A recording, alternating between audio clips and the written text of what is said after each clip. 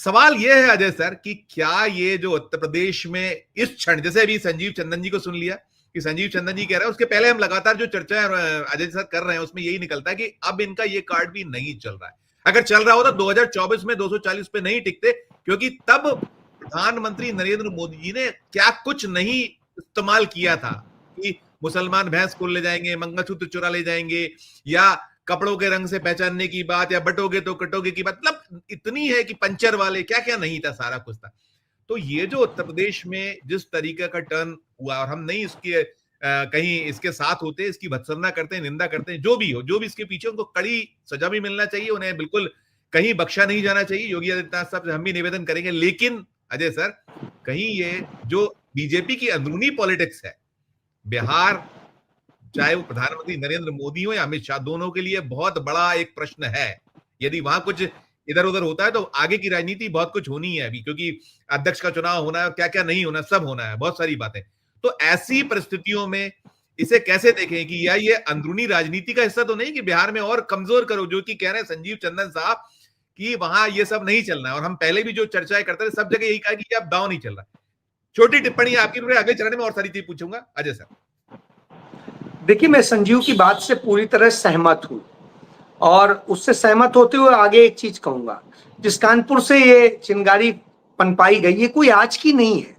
जी, आप यदि कीजिए, याद करिए, हम सबके लिए, हमारे इत्तेफाक से हम चारों लोग, छहों लोग, जो है, सॉरी, पांचों लोग, हम लोग पत्रकार, और किसी भी पत्रकार के लिए गणेश शंकर विद्यार्थी एक आदर्श होंगे, और वो उनको नमन करता होगा। और मैं तो चूंकि उस कानपुर से आता हूं, तो निश्चित रूप से मैं बचपन से ही सुना करता था, जब कभी खींच के कोई कहता था, तो मेरे चचा उस समय पत्रकारिता किया करते थे, दो चचा करते थे, तो खींच के कहा जाता है, अरे बड़े गणेश शंकर न बनो, जो हमारे यहाँ कानपुर की भाषा में कहा जाता था, यानी उनकी तरह उतने बड़े आदर्श न बन जाओ, और उतने बड़े हो नहीं, तो ये कहने का सेंस होता था। उनकी हत्या हुई थी, और वो शहीद हुए थे किस जगह? जब हिंदू मुस्लिम का दंगा करा दिया गया, और उस समय वो गए, और मुस्लिम इलाके में तो वो सफल हुए, उन्होंने उनकी बात मानी, और वही कांग्रेस के उस समय प्रदेश अध्यक्ष भी होते थे अवध प्रांत के। तो अब आप सोचिए, इतना बड़ा पत्रकार जिसकी इतनी इज्जत हो, वो सीधे घुस के चला गया, और उसने मुसलमानों को तो शांत कर लिया। हिंदू मोहल्ले में आया, 3 दिन बाद खोजते खोजते उनकी लाश मिली थी लावारिस। अब आप सोचिए, जब पता किया गया कहां लाश मिली, पुलिस के रिकॉर्ड के मुताबिक तो हिंदू मोहल्ले में मिली थी। मैं ये सिर्फ इसलिए कह रहा हूं, इस तरह की साजिशें करके आप अपने लोगों को मरवा देते हैं। मैं इसका बार बार एक उदाहरण बताता हूं कि जब मैं हिंदुस्तान का संपादक हुआ करता था, तो मेरे से मिलने आए मोहन भागवत, और उनसे बात हो रही थी। तो बात में मैंने त्रिपुरा को लेके एक बात की, त्रिपुरा में दो या 3 भाजपा के कार्यकर्ताओं की हत्या हुई थी। उन्होंने मुझसे एक चीज कही, कहा, अजय जी, आप तो ब्राह्मण हैं, हवन यज्ञ करते होंगे, पूजन करते होंगे। मैंने कहा, जी करता हूं। तो उन्होंने कहा, हवन और यज्ञ में आहुति तो कुछ देनी पड़ती है, देते हैं ना? मैंने कहा, हां। उसके बाद चुप। अब आप भी समझ सकते हैं, जिसको समझ होगी वो समझ सकता है। बिल्कुल बिल्कुल। तो ये इसको ऐसे ही माना या देखा जाए, आज जो मैं पूछ रहा था कि मैं यही बात कह रहा हूं, बिल्कुल सही कह रहे हैं अरुण भाई, कि ये असल में चुनाव को देख के किया गया है। भले ही इसका बहुत बड़ा फर्क ना पड़े, लेकिन कुछ तो पड़ता है। मेरे को एक सीनियर आईएएस जो है, चीफ सेक्रेटरी रैंक से अभी रिटायर हुए हैं पंजाब में, उनकी कॉल आती है, वो बिहार से ही है, और इत्तेफाक से पंजाब में इस समय जो चीफ सेक्रेटरी हो वो भी बिहार से है, कैप सिन्हा, वो भी दोस्त है। तो वो और कैप दोनों बैठे हुए थे, उन्होंने मुझे मिलाया, कहा, अजय भाई लीजिए, कैप आपसे बात करेंगे। तो बात होती है, लाउड पे लेते हैं, और उसके बाद में वो कहते हैं, आपको क्या लगता है कि इससे कितना फायदा होगा? आप एक चीज समझिए, और मैं जानता हूं वो किसके सपोर्टर हैं दोनों, चूंकि मेरे मित्र हैं, मैं और ज्यादा नहीं बताऊंगा, लेकिन इतना ही सिर्फ बताऊंगा कि वो जब इससे ये आकलन कर रहे हैं किसको कितना फायदा होगा और इसको लेके इस लेवल तक किया जाता है, तो यही वर्ग सबसे ज्यादा इस तरह की स्थितियों में आज फंसा हुआ है। और जो सामान्य वर्ग है वो रोज काम कर रहा होता है उसका। आपने अपने यहां मध्य प्रदेश में इंदौर में देखा ना, एक मुसलमान और हिंदू मिलके दुकान चला रहे थे, कैसे उनके साथ में किस तरह अन्याय हो रहा था, और वो हिंदू लड़ रहा था कि अरे भाई हम दोनों पार्टनर हैं, आप कैसे कर सकते हैं। तो वही स्थिति है, जो सामान्य व्यक्ति है वो तो पार्टनर, लेकिन जो ये वर्ग है, ये एलीट वर्ग चाहता है कि नफरत फैले, क्योंकि यही लुटेरा है और ये लूट नहीं पाएगा अगर ये रोटी अपनी सेकना है, जैसा सीधी बात ये है। लेकिन मैं जो आपसे एक लाइन में आप खत्म करेंगे, मैं क्योंकि अगले चरण फिर लौटता हूं, बहुत सारे सवाल है, मैं एक लाइन ये कि क्या ये योगी आदित्यनाथ की कोई जो उनकी फितरत है, देखिए दिल्ली और दोनों में छुपा नहीं कि कितनी अदावत है, या ये जग जाहिर है कि अमित शाह और योगी आदित्यनाथ क्या आनंदीबेन पटेल को क्यों बैठाया गया है, किसकी दूत है।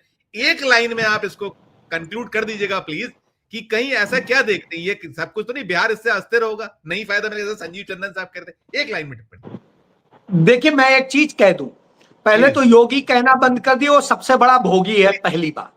ठीक है। दूसरी बात ये कि इस आदित्यनाथ को मैं तब से जानता हूं जब मैं लखनऊ में क्राइम रिपोर्टर होता था और इसके खिलाफ केस रजिस्टर होते थे। वो जागरण दफ्तर में आके मेरे पास में गिड़गिड़ाता था, अजय भाई इस पे ये कर दीजिए। और उस समय तो मैं इसलिए इसके सारे कर्म जानता हूं, ये टेम्पो स्टैंड की वसूली से लेके हर चीज जानता हूं। इसलिए मैं इतना ही कहूंगा, दंगे फसाद कराना, उससे क्या क्या करना, ये सब चीजें इसके पूरे डीएनए में है और यही इसका चाल चरित्र चेहरा। जी राइट। अजय सर ये देखिए, ये भी बड़ा कंट्रास्ट है, ये जो अभी बात कर रहे थे अजय सर, कि हमें याद है वो बयान, हमें ध्यान है कि जब नीतीश कुमार बिजली मुफ्त का एक बहुत घनघोर विरोध करते थे, आज सारा कुछ और उनके कंधे पे रख के सारी बंदूकें चली। मैं एक प्रियंका गांधी की एक और वो सुना दूं, उन्होंने सभा की, एक सुना देता हूं, छोटा सा है मेरे पास, फिर मैं आपसे सवाल पूछ लूंगा। 70 सालों में क्या हुआ, कहते हैं ना कि कांग्रेस ने 70 सालों में क्या किया, इन अधिकारों को मजबूत बनाया। मैं जवाब देती हूं कि कांग्रेस ने इन अधिकारों को मजबूत बनाया, आपके वोट को मजबूत किया, आपकी शक्ति को मजबूत किया, बड़े बड़े उद्योग बनाए, शिक्षा के संस्थान बनाए। जब कांग्रेस का राज था बिहार में तो कितने बड़े बड़े संस्थान बने, कितने बड़े बांध बने, कितनी सड़कें बनी। ये समाज एक शिक्षित समाज था, आईएएस आईएफएस में यहां से सब लोग जाते थे। आज क्या परिस्थितियां हैं? आज परिस्थितियां ये हैं कि यहां रोजगार नहीं मिलता। भाइयों और बहनों, मैं देश भर में घूमती हूं, हिमाचल प्रदेश में मेरा घर बन रहा था, मजदूर कहां के थे? मजदूर कहां के थे बताओ?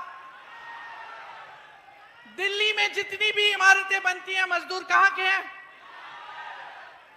साउथ में मैं केरल से आई हूं, केरल में मैं सड़क पे चल रही थी, मैं रुकी, मैंने कहा तुम खोद रहे हो? कोई आदमी एक मजदूर खोद रहा था सड़क को।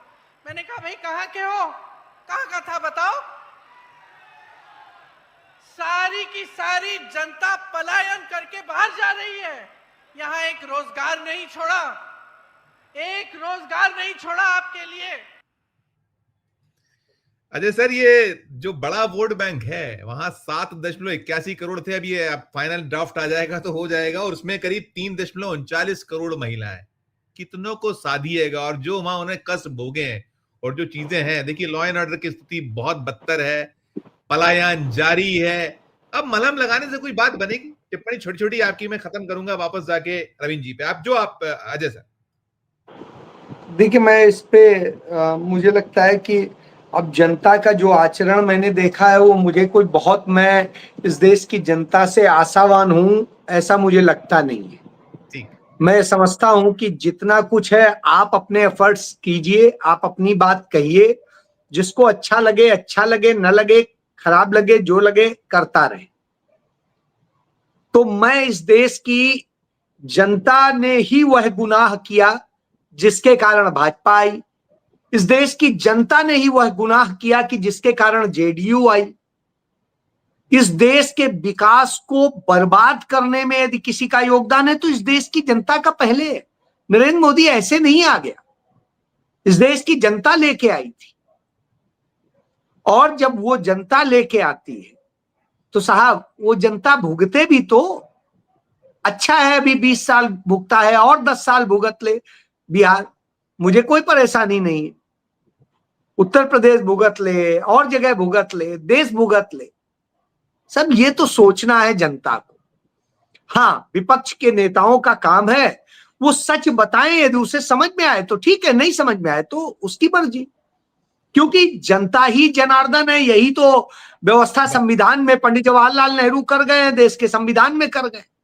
ठीक। तो जब जनता ही जनार्दन है तो वो फैसला करे ना। वो पैसे में जब चुनाव के वक्त में चंद पैसे बांट दिए जाएंगे और वो बिकी हुई खड़ी होगी, जाके वोट डालाएगी तो ठीक है, अच्छा है। 10,000 रुपए में आपने अपना 5 साल और बेच दिया, ठीक तो सर, बेचते ठीक। रहिए। जी।